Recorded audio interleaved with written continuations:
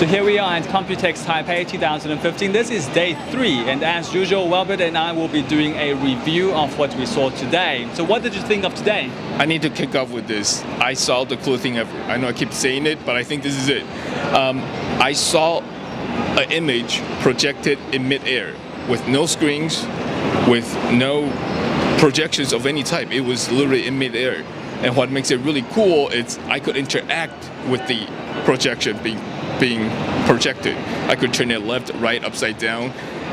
If you remember the movie Minority Report, I think that could actually happen sometime in the future. It would be something else. It's like a hologram. Yes, pretty much. But without all the lighting, without different lasers, it was just projected from beneath the table in midair. So for all the Star Wars fans, I think that's not too far from now. It could. We could get there. And yesterday we've been talking about companies crossing over to completely different product lines. Yes, we've seen that as a trend. And as computer gets faster, the consumer are demanding more and more of everything. So you have traditional computer speaker manufacturers now making really high-end speaker for computers. Now they just are making standalone sound systems. And these sound systems are so good that they really rival the traditional sound system makers. And they even went retro and make sound systems out of vacuum tubes. We listened to a concert and it sounded so real, the sound was so rich, I felt I was there. I know, and we were talking about saving money to buy this sound system now. Yes, we definitely were. And we also saw today at Hall 3, we've got a couple of startups from the Meet the Future Pavilion. Yes, something very interesting came up. It was I don't know if I categorize it as a bicycle or a car, but it was 3 wheels, probably a bicycle. Motorcycle, if you will. Motorcycle, but without a motor. It's emission-free. It uses battery, but the coolest part, it uses wireless charging. So you don't have to plug anywhere. When you park at home, it just starts charging from the wireless pads. It would go, I believe, up to 100 kilometers an hour with a range of probably 120 kilometers. It's going to launch next year. If this thing takes off, we would cut down pollution by a lot, especially in places like Asia.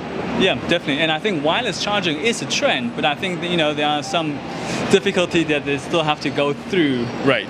We've seen wireless charging on smaller items, right, for phones and tablets, but I've never seen it try on something the size of a motorcycle. Yeah. Apart from that, we also have companies producing products for children. Yes. They're using the volumes of the iPads and the tablets out there. They know that kids are using these things, so instead of having them just watch movies all the time, they're creating activities out of it. So this one company made a pen. It really looked like the pen, but the kids can use the pen to interact with the real world. They can pick colors. As if you take an apple, you swipe the pen on the apple, the pen remembers the color of that particular apple, and then you can incorporate that color into your activity book on your iPad. Now that's quite interesting. I mean, it's actually quite cool to see the demonstration, tapping real-world stuff and placing that particular color onto the iPad.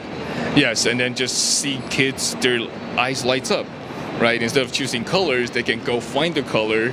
You can see them actually running around, not just sitting in front of a tablet to find the color they want and then incorporating that into their own work. Yeah. And so, yep, that was the end of day 3, and we're still going to be here for the next 2 days. So we look forward to see more of these cool products. So this is all from David and Wilbur. We'll see you tomorrow. next time.